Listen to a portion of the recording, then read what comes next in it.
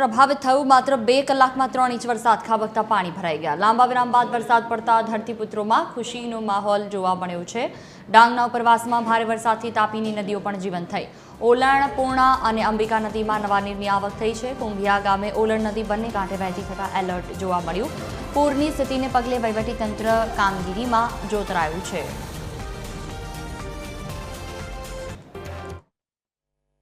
તાપી જિલ્લામાં છેલ્લા 6 કલાકથી અવિરત વરસાદ વરસી રહ્યો છે, જેને વાત કરવામાં આવે તો વાલોડ તાલુકામાં 3 ઇંચથી વધુ, જ્યારે ડોલવણ તાલુકામાં 7 ઇંચથી વધુ વરસાદ ખાબકી ચૂક્યો છે। જેને લઈને હાલમાં આપણે વાત કરવામાં આવે તો આ ડોલવણ તાલુકાની અંદર આવેલું ઓલણ નદી છે। ઓલણ નદી જે છે હાલમાં વરસાદ વરસવાને કારણે નવા નીર જે છે નદીમાં આવ્યા છે, જેને કારણે બંને કાંઠે નદી હાલ વહેતી થઈ છે। વાત કરવામાં આવે તો નીચાણવાળા વિસ્તારોને જેના ભાગરૂપે એલર્ટ કરવામાં આવે છે, જેથી અનિશ્ચિત બનાવ કોઈ બની ન શકે। ને વાત કરવામાં આવે તો આ તમામ જે પાણી જે આવી રહ્યું છે જેના ભાગરૂપે તકેદારીના ભાગરૂપે હાલમાં આ જગ્યા પર ઓલણ નદીના પુલ પર જે છે તે બંદોબસ્ત ગોઠવી દેવામાં આવે છે, જેથી કોઈ અનિશ્ચિત બનાવ ન બની શકે।